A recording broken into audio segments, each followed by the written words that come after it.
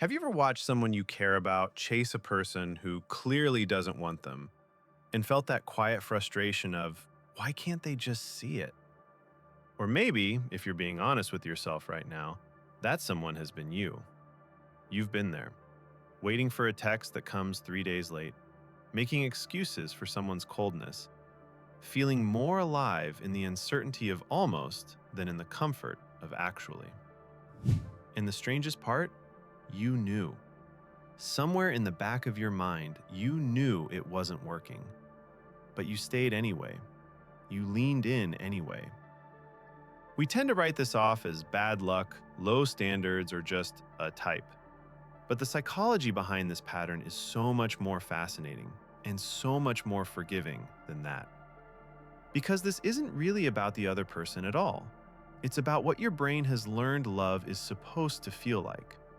Let's talk about that. There's a concept in psychology called intermittent reinforcement. It sounds like something from a lab experiment, and honestly, it basically is. Back in the 1950s, behaviorist B.F. Skinner ran a now famous study with pigeons. He found that when rewards were given unpredictably, not every time, not never, but sometimes, randomly, the pigeons became almost obsessively hooked on the behavior that might produce the reward. They pecked relentlessly. They couldn't stop. Consistent rewards?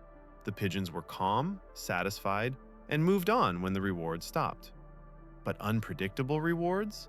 That created compulsion. Now replace the pigeon with you. Replace the reward with affection, validation, a warm smile, a moment of real connection. And replace the lever with that one person who's sometimes wonderful and sometimes completely checked out. Your brain isn't weak. Your brain is doing exactly what it was designed to do. It's chasing the hit. This is why the person who texts back every time can feel, paradoxically, a little boring.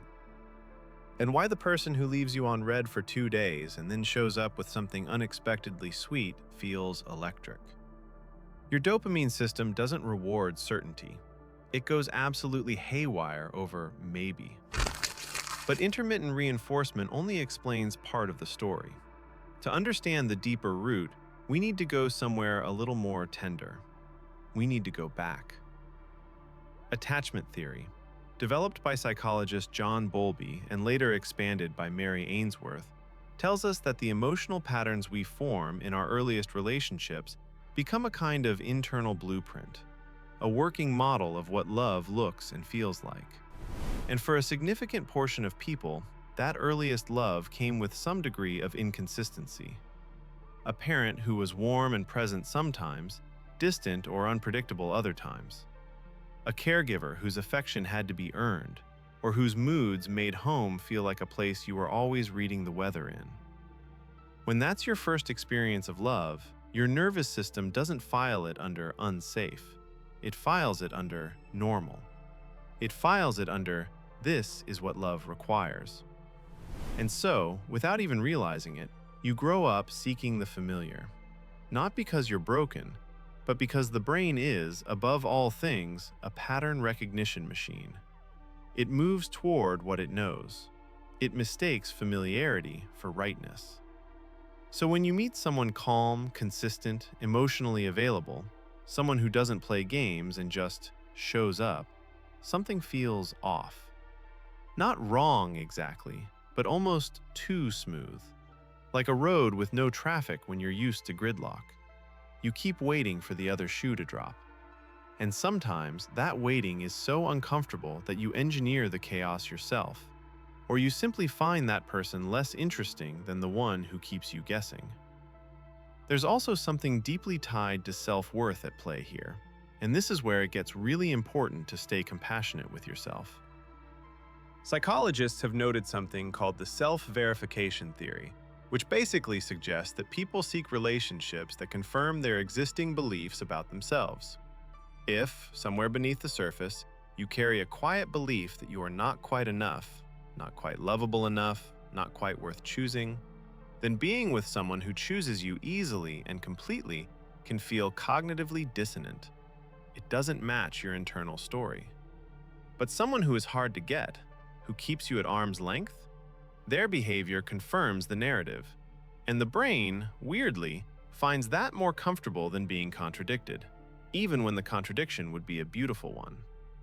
This is why people sometimes self-sabotage good relationships, not out of stupidity or spite, but out of a deeply unconscious need to be right about who they are, to make the outside world mirror the inside one. And then there's the element of identity. When you've spent months or years loving someone who doesn't fully love you back, something strange happens. The pursuit itself becomes part of who you are. The longing becomes woven into your daily life. You've had whole conversations in your head with this person. You've imagined versions of a future. You've built emotional real estate in a neighborhood that doesn't belong to you.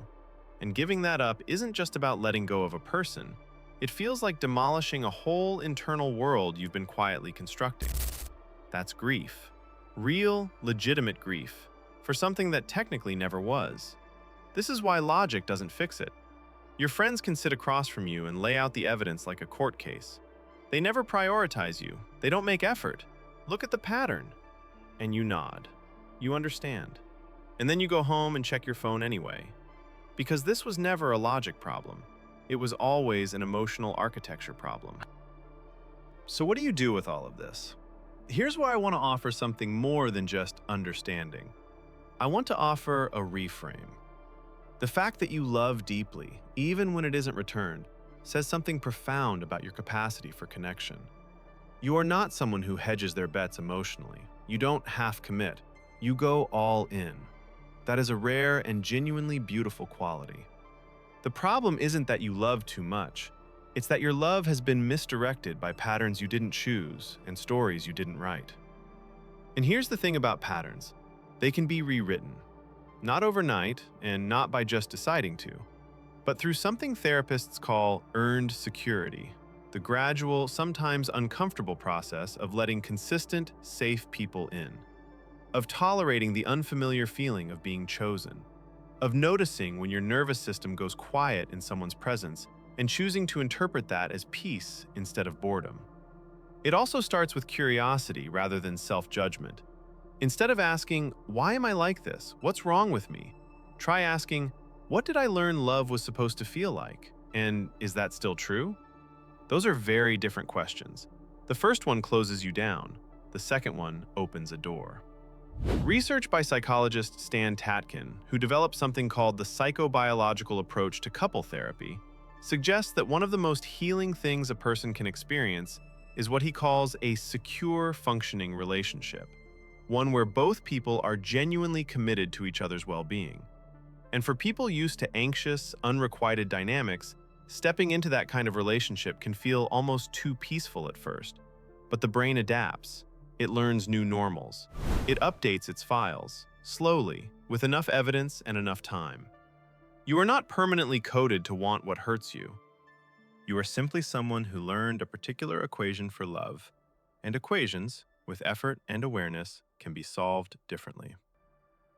I think what makes this topic so quietly universal is that most of us have been here in some form.